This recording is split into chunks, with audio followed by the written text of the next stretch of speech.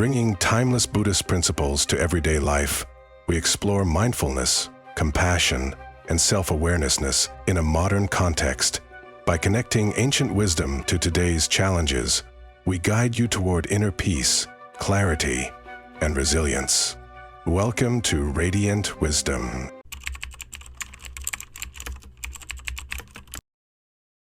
Have you ever felt like you're constantly running, chasing deadlines, responsibilities, expectations, yet never quite reaching a place of true peace? The modern world moves fast. Our minds are flooded with notifications, worries, and distractions, leaving little room to simply be. But what if the peace you're searching for isn't something to chase? What if it's already within you, waiting to be uncovered? This is the heart of meditation, not an escape from life, but a way to fully engage with it. Meditation isn't just about sitting in silence or closing your eyes.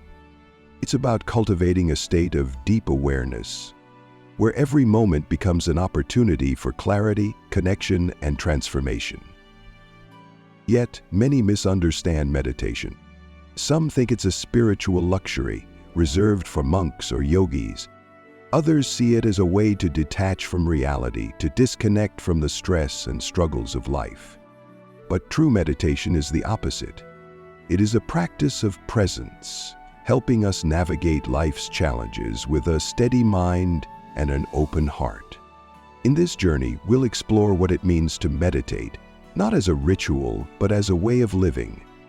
We'll uncover the interconnectedness of all things, the role of mindfulness in relationships, and the way meditation can turn even the most ordinary activities, walking, eating, breathing, into profound moments of awareness. By the end, you'll see that meditation isn't just about finding peace. It's about becoming it. So, take a breath, settle in, and let's begin.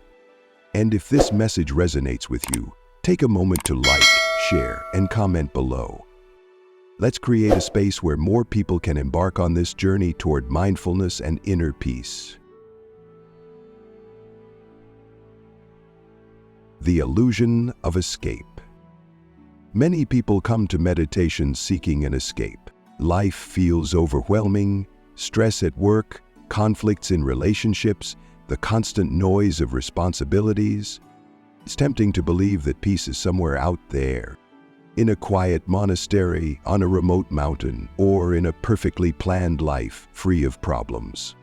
But here's the truth: there is no escape. No matter where you go, your mind follows. Think about it. Have you ever taken a vacation, hoping to leave stress behind, only to find yourself still worrying about work, finances, or the future? Have you ever moved to a new city thinking a fresh start would bring happiness, only to find old patterns creeping back? That's because stress, anxiety, and suffering aren't just products of our external world. They live within us. And if we don't address them at the source, they will follow us everywhere we go. This is one of the biggest misunderstandings about meditation. Some believe it's about withdrawing from life, shutting out the world, or achieving a blissful state where nothing bothers you. But meditation isn't about running away, it's about learning to stay. Imagine sitting by a river. The water is flowing rapidly, carrying leaves, branches, and debris. If you jump in and try to stop the current, you'll struggle and be swept away. But if you sit quietly on the riverbank and observe, you realize something profound. The river keeps moving, but you don't have to be carried away by it. The same is true for the mind. Thoughts, emotions, and external stresses will always arise. Meditation doesn't make them disappear. It teaches you how to observe them without being controlled by them. A common story in Buddhist teachings illustrates this well. A young man, tired of the chaos of the world, sought wisdom from a great master. He said, "I want to find peace, but life keeps disturbing me." The master handed him a glass of water and a handful of salt. "Put the salt in the water and drink it," he instructed. The young man did, and grimaced at the bitterness. Then the master led him to a vast lake. "Now, Pour the same amount of salt into the lake, he said. The young man did so. Now, drink from the lake. The water was fresh and pure. The master smiled. The salt is like suffering. It is the same amount. But whether it tastes bitter or not depends on the size of the container. If your mind is small, even a little suffering will feel unbearable. But if your mind is vast, suffering loses its power. This is what meditation does. It expands the mind, making room for life's challenges without letting them consume you. Instead of shrinking away from difficulties, you develop the inner strength to face them with clarity and wisdom. So, if you've been searching for peace by trying to escape, I invite you to shift your perspective. The peace you seek isn't somewhere else. It's already within you. You just need to learn how to access it. And it begins with a single breath.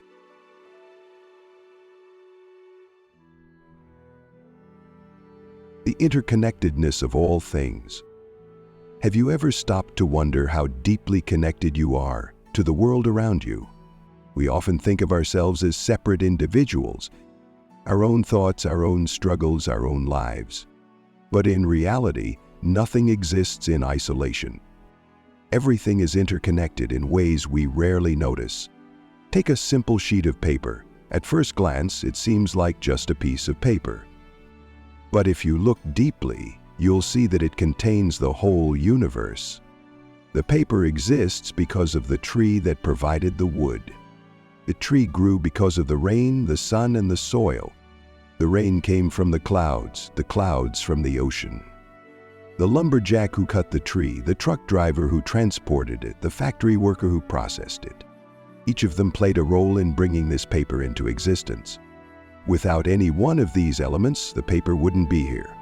This is the Buddhist concept of interbeing, the idea that all things exist because of everything else. Nothing stands alone. You are not just yourself. You are your parents, your ancestors, your culture, your environment. And every person who has ever influenced you, whether directly or indirectly. Think about your breath.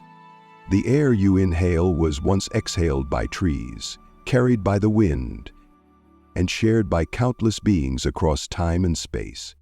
Every bite of food you eat is the result of the sun's energy, the earth's nutrients, and the labor of many hands. The warmth of the sun on your skin comes from a star that has been burning for billions of years. When we deeply understand this, something shifts inside us. We start to see that we are not isolated. Our joys, our struggles, our very existence are all woven into the fabric of the universe. This understanding naturally gives rise to compassion. If we are all connected, then the suffering of one person affects us all. The pain of a child in another country, the struggles of a stranger on the other side of the world, the destruction of a distant forest. These are not separate from us. We are part of the same whole. There's a well-known Zen story about a farmer who had a beautiful rice field. One day, a storm flooded the valley, destroying his crops. He was devastated. But then he saw his neighbors, who had lost everything. Instead of mourning his own loss, he gathered what little he had left and shared it with them. When asked why, he simply said, "If my neighbors suffer, I suffer too. If they find peace, I find peace." This is the heart of interconnection.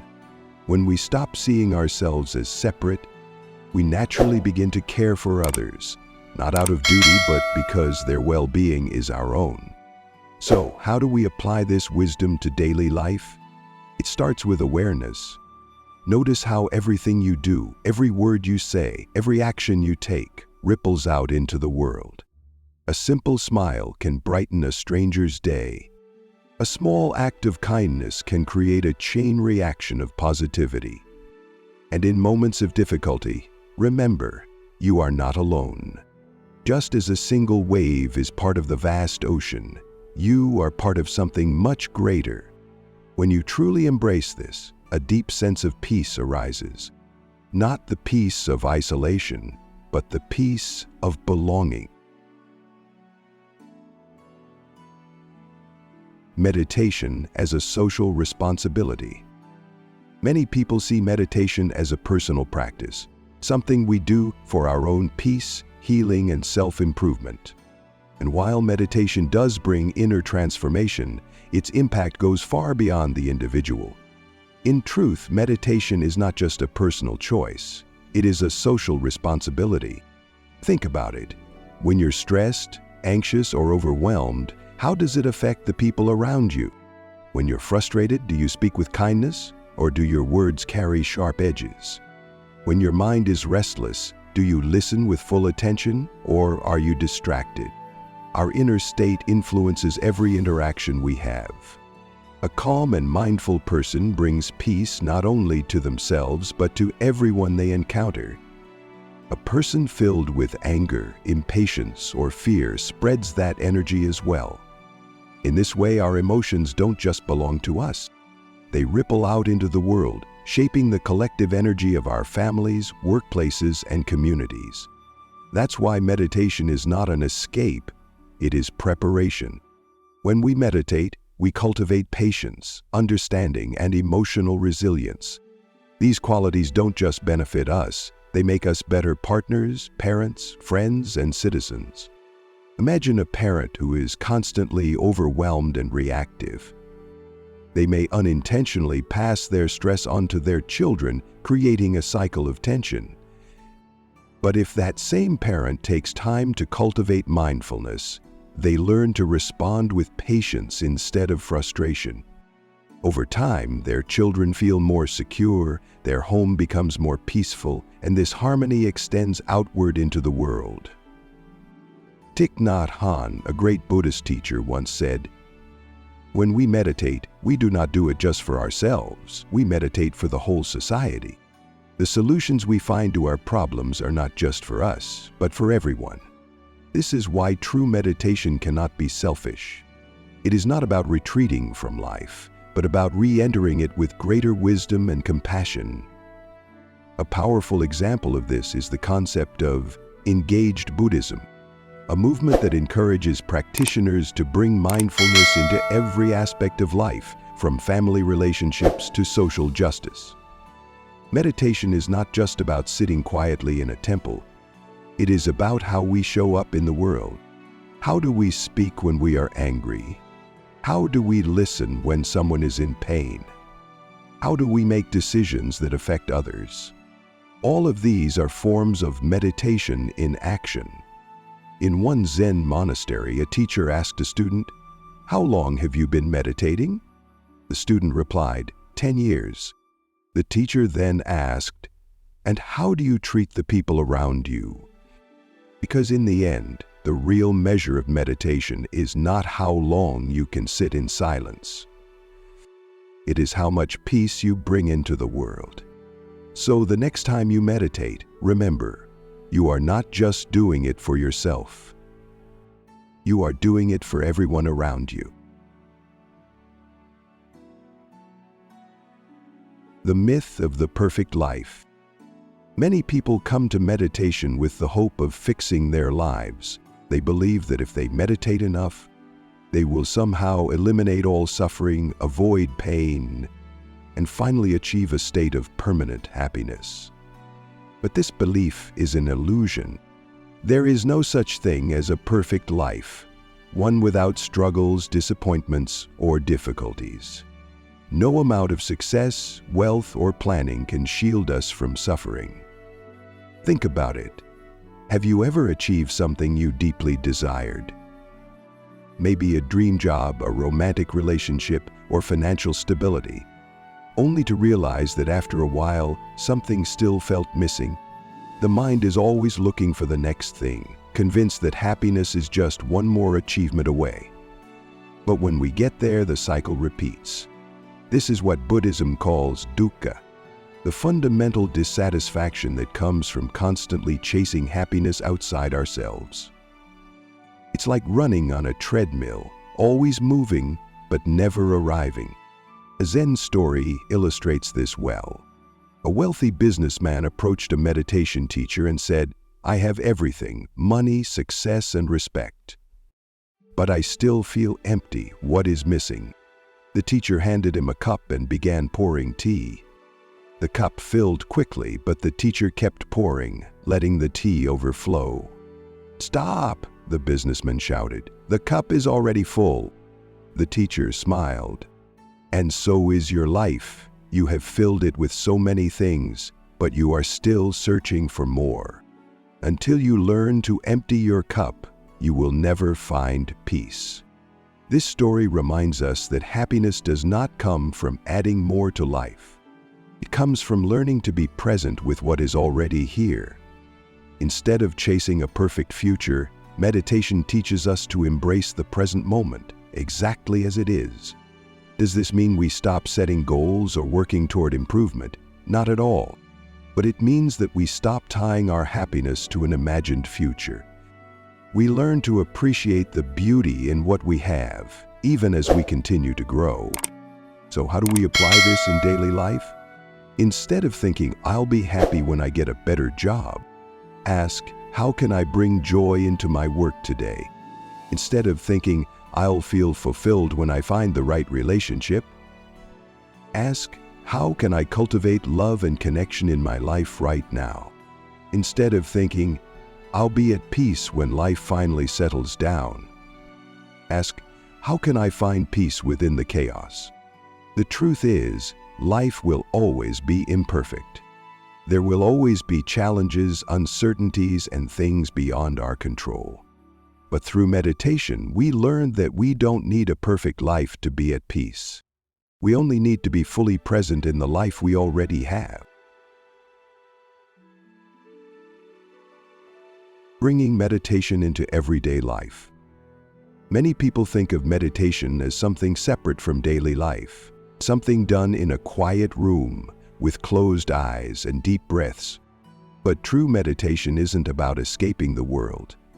It's about learning to be fully present in it. Imagine spending 20 minutes meditating in the morning, only to spend the rest of the day rushing through tasks, reacting to stress, and feeling overwhelmed. What good is meditation if it doesn't change the way you live? The real power of meditation lies in how we bring it into every moment. How we walk, how we eat, how we speak, and how we listen. Every action can become a meditation if done with full awareness. Mindful breathing, a simple anchor. No matter where you are or what you're doing, your breath is always with you. It is the simplest and most powerful tool for mindfulness. Try this. The next time you feel stressed or overwhelmed, take a slow, deep breath. Feel the air enter your lungs. Feel it leave your body. Even one conscious breath can bring you back to the present moment. Thich Nhat Hanh, a renowned Buddhist teacher, often taught a simple mantra. Breathing in, I calm my body. Breathing out, I smile. It sounds simple, but in a world where our minds are constantly pulled in different directions, returning to the breath is a radical act of presence. Mindful speaking and listening. Have you ever been in a conversation where the other person wasn't really listening, just waiting for their turn to speak? Or have you ever spoken out of anger and later regretted your words? Mindful communication means pausing before we speak and truly listening, without judgment. Before responding in a conversation, take a mindful breath. Ask yourself, is what I'm about to say true? Is it kind? Is it necessary? When we bring mindfulness into our speech, our words become more meaningful. They stop being automatic reactions and start becoming conscious expressions of wisdom and kindness. Turning everyday activities into meditation. You don't need to be sitting on a cushion to meditate. Every daily activity can become an opportunity to practice mindfulness. Walking, instead of rushing from place to place, try walking slowly and feeling each step. Notice the sensation of your feet touching the ground. Eating, instead of eating mindlessly while scrolling on your phone, take time to truly taste your food. Notice the flavors, textures, and aromas. Washing dishes, instead of seeing it as a chore, treat it as a moment of presence. Feel the warmth of the water, the movement of your hands. When we bring mindfulness to these simple moments, we transform ordinary tasks into opportunities for peace. The true goal of meditation. Meditation is not about escaping life's difficulties. It's about learning to meet them with a calm and steady heart. It is about being fully alive in every moment, not just during formal practice, but throughout the entire day. So, the next time you find yourself lost in thought, overwhelmed, or distracted, remember, you don't need to escape your life to find peace. You just need to be present for it. Facing life with courage. Life is unpredictable. No matter how much we plan or try to control things, uncertainty is always present. We face loss, disappointment, failure, and change, sometimes when we least expect it. In difficult moments, fear takes over and our instinct is to resist, avoid, or escape. But what if, instead of running from challenges, we learn to face them with courage? Meditation teaches us that true strength is not about avoiding pain, but about meeting it with awareness and acceptance. It's about learning to stay present even when life is uncomfortable. The storm and the ocean. Imagine the ocean during a storm. On the surface, waves crash violently, creating chaos and turbulence. But deep below, the water remains calm and undisturbed. Our minds are the same.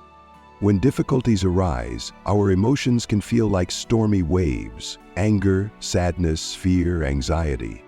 But if we learn to go deeper, beyond the surface of our reactions, we find a place of stillness. Meditation helps us access this inner peace no matter how intense the storm above. A Zen teacher once said, "Pain is inevitable, but suffering is optional." What does this mean? It means that while we cannot always control what happens in life, we can control how we respond.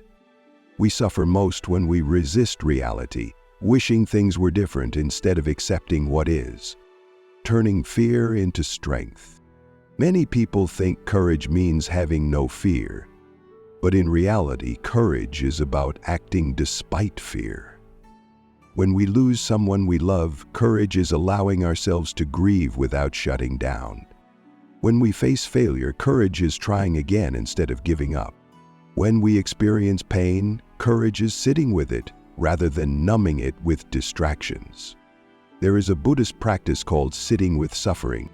Instead of pushing pain away, we bring awareness to it. We breathe into it, we acknowledge it fully without judgment. And often, when we stop fighting our pain, it loses its power over us. Letting go of control. Much of our suffering comes from trying to control things that are beyond our control. Other people's actions, the past, the future.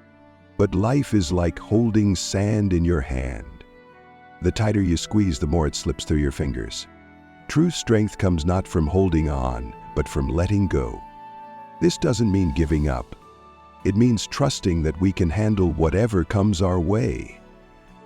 There's a story of a farmer whose horse ran away. His neighbors said, "What bad luck," but the farmer simply replied, "Maybe." The next day, the horse returned with a group of wild horses. The neighbors said, "What good luck?" Again, the farmer said, "Maybe." Later, his son broke his leg while trying to ride one of the new horses. The neighbors said, "What bad luck?" The farmer again said, "Maybe." A week later, soldiers came to draft young men for war but spared his son because of the injury. "What good luck," the neighbors said. The farmer simply smiled and repeated, "Maybe." This story reminds us that we don't always know whether an event is truly good or bad in the long run. Instead of reacting with fear, we can approach life with an open heart, trusting that each moment is part of a larger picture. Meditation doesn't remove fear, pain, or uncertainty from life, but it gives us the courage to face them with grace. It teaches us that we are stronger than we think, and that within us, there is always a place of stillness, no matter how wild the storm. So the next time life challenges you, take a deep breath, Instead of running away, stand your ground. Meet the moment with awareness, strength, and an open heart. Because true courage isn't about never falling. It's about always getting back up. The true purpose of meditation. Many people think meditation is about achieving a perfect state of peace, where nothing bothers them anymore. But the true purpose of meditation is not to escape life's difficulties. It is to face them with clarity, wisdom, and compassion. Meditation does not erase pain, fear, or uncertainty. It teaches us how to be present with them without being controlled by them. It helps us see that happiness is not found in a perfect future, but in embracing the present moment as it is. Through meditation, we learn that we are not separate from the world. We are deeply connected to everything and everyone. Our inner peace is not just for us. It affects our families, our communities, and the world. When we cultivate mindfulness, we bring more kindness into our relationships, more patience into our challenges, and more understanding into our actions. So as you go forward, remember, you don't need to escape your life to find peace. Peace is already within you. You only need to slow down, breathe, and awaken to the present moment. If this message resonates with you, take a moment to like, share, and comment. Let's spread mindfulness and create a world with more peace, one breath at a time.